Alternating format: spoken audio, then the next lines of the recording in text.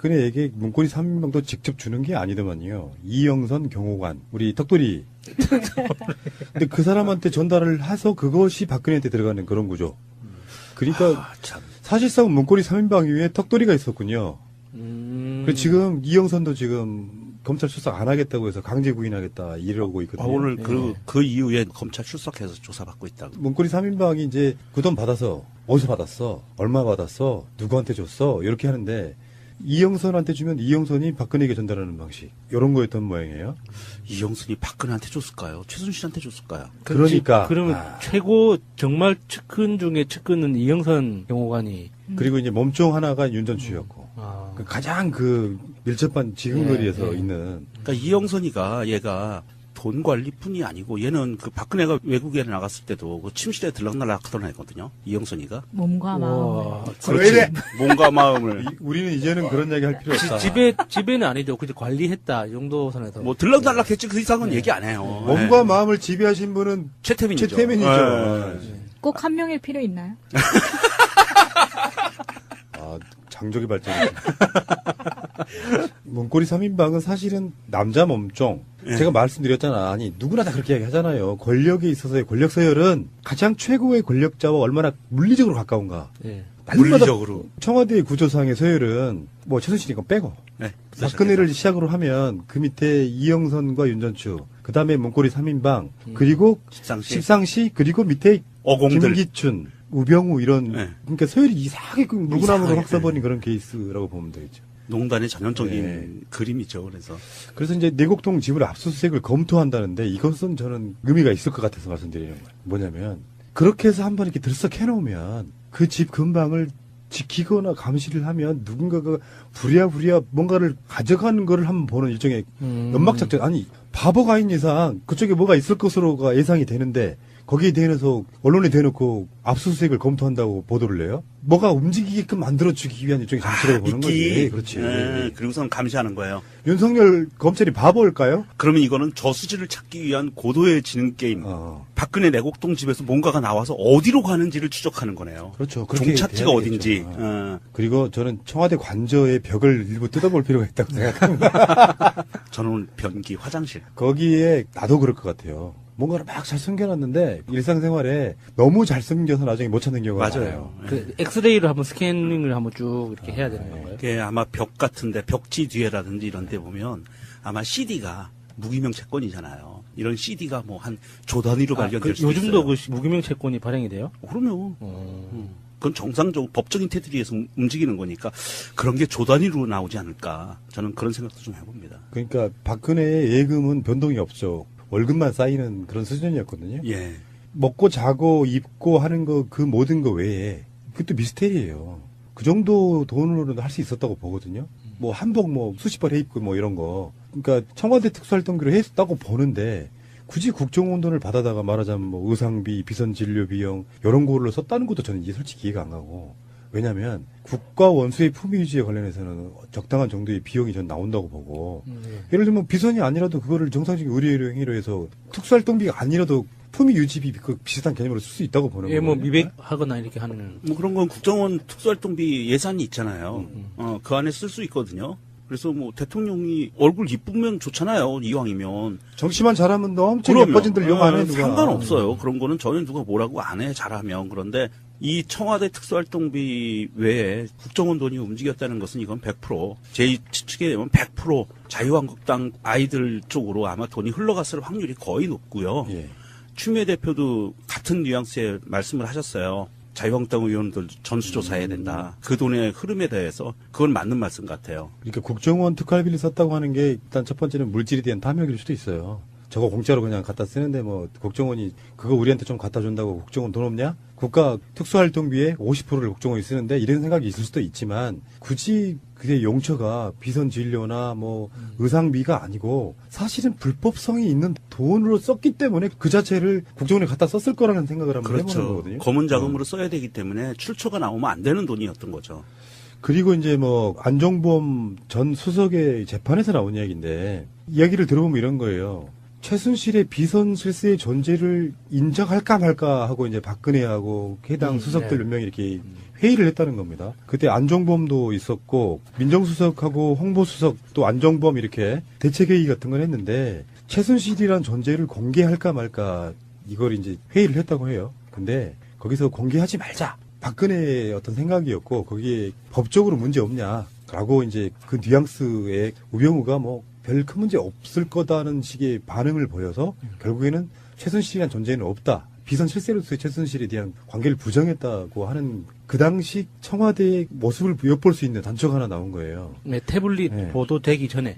예. 그러니까 우병우가 했던 역할이 뭔지가 약간 좀 답이 나와요. 예. 그러니까 법률 자문 역할 일단. 예. 그러면서 자기는 자기 자리 보존 또는 최순실의 역할 같은 것들을 비호하기 위해서 국정원의 직보를 받고요. 국정원의 직보를 받아서 그거를 저는 최순실이나 박근혜에게 다 보고 전달했을 거라고 생각하진 않아요. 사실은 우병우가 국정원장이었어요. 어떤 면에서 보면. 그 국정원장 패싱, 자기가 직접 보고받고 그리고 필요한 정보는 최순실이나 박근혜에게 전달하고 우병우 나름대로 대체 얘는 그 상황에서 어떤 걸 노렸을까 이런 생각이 갑자기 문득 들더라고요. 돈에겐 욕심은 그렇게 많을 것 같지는 않은데 뭔가 얘는 약간 사이코패스 경향이 좀 있어 보이는. 그래서 이번에도 수도 없이 우병우 레이저가 막 회자됐었잖아요. 예. 이번에 좀 많이 바뀌었다 그러는데 뭔가 막 질문을 하니까 그냥 아무 말 없이 들어가다가 돌아서서 이렇게 말했대요.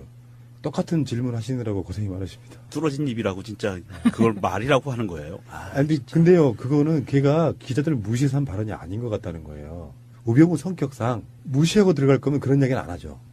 그게 아니고 진정 고분고분해진 거죠. 근데 그 말을 까먹은 거야. 그러니까 자기가 미리 준비했던 말을 못 한 거예요. 그래서 기자들한테 그렇게 말했다는 거예요. 표정이 레이저 눈빛으로 한 게 아니라 굽신거리면서 바뀌었다는 거지. 이게 이 증언이 나오게 된 거를 좀 면밀히 보면은 우리가 좀 눈치를 더 빨리 챌 수 있었던 부분들이 있는데 처음에는 이 수석 비서관에 의해서 처음에 나온 결론은 최순실 존재에 대해서 공개하자였는데 이게 맨 마지막에 박근혜가 틀었다는 거잖아요.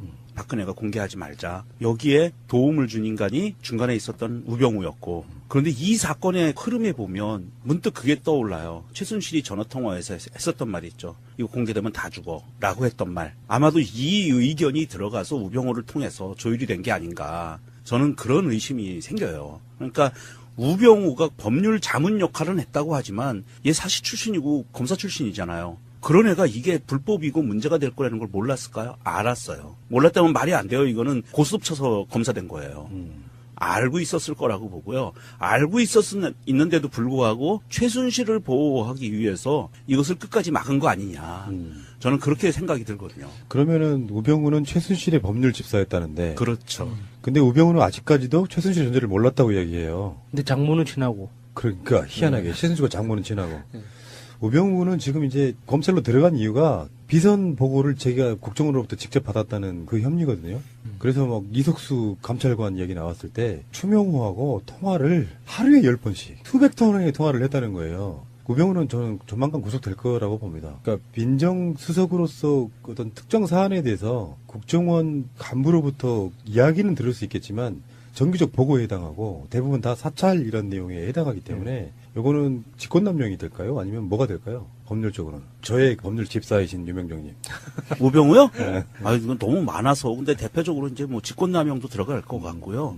그 다음에 직권남용 더하기 이 우병우도 아마도 이 국정농단 박근혜와 비슷하게 수많은 범죄로 들어갈 거예요. 근데 지금 당장 제일 먼저 나올 부분들은 직권남용일 것 같고요. 그 다음에 얘는 뭐 뇌물이 안 걸렸겠어요? 국정원 뇌물에? 걸렸을 거예요, 얘도. 그거 걸렸을 거고요. 그 다음에 인사 문제에 관여됐을 부분들 많이 있고요. 굉장히 많을 겁니다, 우병우도. 근데 이제 지금 아직은 여기까지 가지 않은 것 같은데 수사가 뭐 조만간 가겠죠? 순서대로 가겠죠. 계속 들락날락 거리고 있는데 아직까지 우리 한이 좀 쌓인 거 아니에요. 말하면 다 이루어져. 이상하다. 안봉근 이 집안은 왜 이렇게 법적인 처벌 안 받지? 짜잔. 체포. 순서대로 가는 거예요. 네. 지금 우병우만 지금 사실상 건재한 거잖아요. 우병우가 이제 구속이 되는 날. 사실상 국정농단 사태의 1차적 마무리가 되는 거라고 보는 거거든요. 계속 털었는데 법률적으로 구속시킬 만한 사안을 아직까지 못 찾은 거 어떤 거예요? 그러니까 우병우가 구속이 되거나 입건이 되거나 하는 타이밍에 되면 또 이게 터집니다. 조응천 의원이 참고인 자격으로 불려갈 거예요. 박관천 경정도 참고인으로 불려가고 그리고 정윤회까지 가게 되죠. 아마 이게 수순일 거고요. 그러면서 정윤회를 불러들이는 타이밍은 박근혜 오천 살인 사건과 연계돼서 아마도 그런 여러 가지 범죄 혐의로 아마 불러들인 다음에 긴급 체포를 하지 않을까 싶습니다. 정윤회 게이트 때 세계일보 그런 보도들 있죠. 네. 그게 고소고발 사건이 걸렸는데 이번에 정윤회 씨가 취하했어요. 그네에게 문고리 3인방도 직접 주는 게 아니더만요. 이영선 경호관, 우리 턱돌이. 근데 그 사람한테 전달을 해서 그것이 박근혜한테 들어가는 그런 구조. 그러니까 참. 사실상 문고리 3인방 위에 턱돌이가 있었군요. 그리고 지금 이영선도 지금 검찰 출석 안 하겠다고 해서 강제 구인하겠다 이러고 있거든요. 오늘 그 이후에 검찰 출석해서 조사받고 있다고. 문고리 3인방이 이제 그 돈 받아서 어디서 받았어? 얼마 받았어? 누구한테 줬어? 이렇게 하는데 이영선한테 주면 이영선이 박근혜에게 전달하는 방식. 이런 거였던 모양이에요. 이영순이 박근혜한테 줬을까요? 최순실한테 줬을까요? 그러니까. 그러면 최고 정말 측근 중에 측근은 이영선 경호관이. 그리고 이제 몸종 하나가 윤전추였고. 그 가장 그 밀접한 지근거리에서 있는. 그러니까 이영선이가 얘가 돈 관리뿐이 아니고 얘는 그 박근혜가 외국에 나갔을 때도 그 침실에 들락날락 하던 애거든요. 이영선이가. 몸과 마음을. 왜 이래? 몸과 마음을. 우리는 이제는 그런 얘기 할 필요 없다. 집에는 아니죠. 그냥 관리했다. 이 정도 선에서. 뭐 들락날락 했지 그 이상은 얘기 안 해요. 몸과 마음을 지배하신 분은 최태민이죠. 최태민이죠. 꼭 한 명일 필요 있나요? 아, 장족의 발전.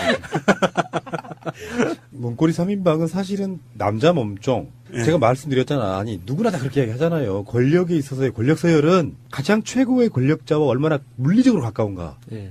물리적으로. 청와대의 구조상의 서열은 뭐 최순실이 건 빼고. 네. 박근혜를 시작으로 하면 그 밑에 이영선과 윤전추, 그 다음에 문고리 3인방, 그리고 십상시, 그리고 밑에 어공들. 김기춘, 우병우 이런 네. 그러니까 서열이 이상하게 물구나무로 이상하게, 확 써버린 그런 케이스라고 보면 되겠죠. 농단의 전형적인 네. 그림이 이 사건의 흐름에 보면 문득 그게 떠올라요. 최순실이 전화통화에서 했었던 말이 있죠. 이거 공개되면 다 죽어 라고 했던 말. 아마도 이 의견이 들어가서 우병우를 통해서 조율이 된 게 아닌가. 저는 그런 의심이 생겨요. 그러니까 우병우가 법률 자문 역할은 했다고 하지만 얘 사시 출신이고 검사 출신이잖아요. 그런 애가 이게 불법이고 문제가 될 거라는 걸 몰랐을까요? 알았어요. 몰랐다면 말이 안 돼요. 이거는 고스톱 쳐서 검사된 거예요. 알고 있었을 거라고 보고요. 알고 있는데도 불구하고 최순실을 보호하기 위해서 이것을 끝까지 막은 거 아니냐. 저는 그렇게 생각이 들거든요. 그러면은 우병우는 최순실의 법률 집사였다는데. 그렇죠. 근데 우병우는 아직까지도 최순실 존재를 몰랐다고 이야기해요. 근데 장모는 친하고. 그러니까 희한하게 최순실과 장모는 친하고. 우병우는 지금 이제 검찰로 들어간 이유가 비선 보고를 제가 국정원으로부터 직접 받았다는 그 혐의거든요. 그래서 막 이석수 감찰관 얘기 나왔을 때 추명호하고 통화를 하루에 10번씩 수백 통화의 통화를 했다는 거예요. 우병우는 저는 조만간 구속될 거라고 봅니다. 그러니까 민정수석으로서 어떤 특정 사안에 대해서 국정원 간부로부터 이야기는 들을 수 있겠지만 정기적 보고에 해당하고 대부분 다 사찰 이런 내용에 해당하기 때문에 요거는 직권남용이 될까요? 아니면 뭐가 될까요? 법률적으로는. 저의 법률 집사이신 유명정님. 우병우요? 아, 이건 너무 많아서. 근데 대표적으로 이제 뭐 직권남용도 들어갈 것 같고요. 그 다음에 직권남용 더하기 이 우병우도 아마도 이 국정농단 박근혜와 비슷하게 수많은 범죄로 들어갈 거예요. 근데 지금 당장 제일 먼저 나올 부분들은 직권남용일 것 같고요. 그 다음에 얘는 뭐 뇌물이 안 걸렸겠어요? 국정원 뇌물에? 걸렸을 거예요, 얘도. 그거 걸렸을 거고요. 그 다음에 인사 문제.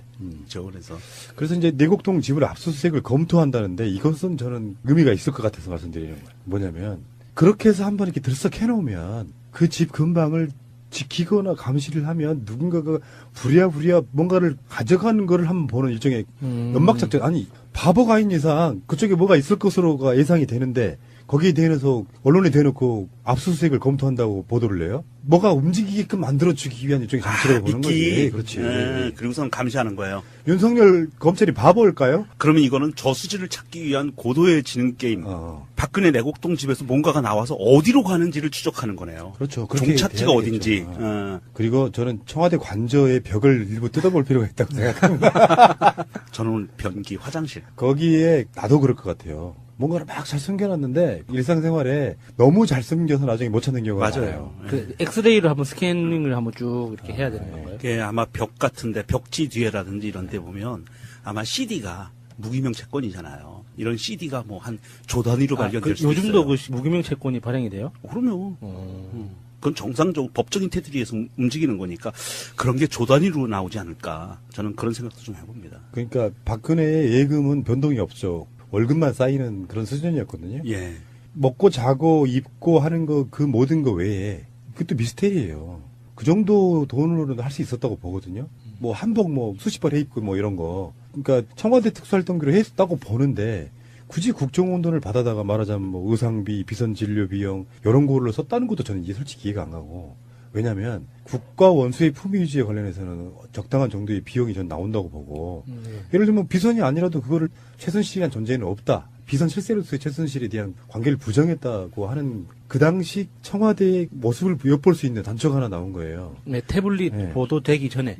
예. 그러니까 우병우가 했던 역할이 뭔지가 약간 좀 답이 나와요. 예. 그러니까 법률 자문 역할 일단. 예. 그러면서 자기는 자기 자리보존 또는 최순실의 역할 같은 것들을 비유하기 위해서 국정원의 직보를 받고요. 국정원이 직보를 받아서 그거를 저는 최순실이나 박근혜에게 다 보고 전달했을 거라고 생각하진 않아요. 사실은 예. 우병우가 국정원장이었어요. 예. 어떤 면에서 보면. 예. 그 국정원장 패싱 자기가 직접 보고받고 그리고 필요한 정보는 최순실이나 박근혜에게 전달하고 우병우 나름대로 대체 얘는 그 상황에서 어떤 걸 노렸을까 이런 생각이 갑자기 문득 들더라고요. 돈에 대한 욕심은 그렇게 많을 것 같지는 않은데 뭔가 얘는 약간 사이코패스 경향이 좀 있어 보이는. 그래서 이번에도 수도 없이 우병우 레이저가 막 회자됐었잖아요. 예. 이번에 좀 많이 바뀌었다 그러는데 뭔가 막 질문을 하니까 그냥 아무 말 없이 들어가다가 돌아서서 이렇게 말했대요.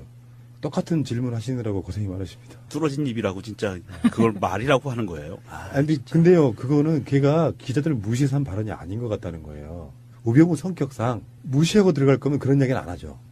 그게 아니고 진정 고분고분해진 거죠. 근데 그 말을 까먹은 거야. 그러니까 자기가 미리 준비했던 말을 못 한 거예요. 그래서 기자들한테 그렇게 말했다는 거예요. 표정이 레이저 눈빛으로 한 게 아니라 굽신거리면서 바뀌었다는 거죠. 이게 이 증언이 나오게 된 거를 좀 면밀히 보면은 우리가 좀 눈치를 더 빨리 챌 수 있었던 부분들이 있는데 처음에는 이 수석 비서관 회의에서 처음에 나온 결론은 최순실 존재에 대해서 공개하자였는데 이게 맨 마지막에 박근혜가 틀었다는 거잖아요.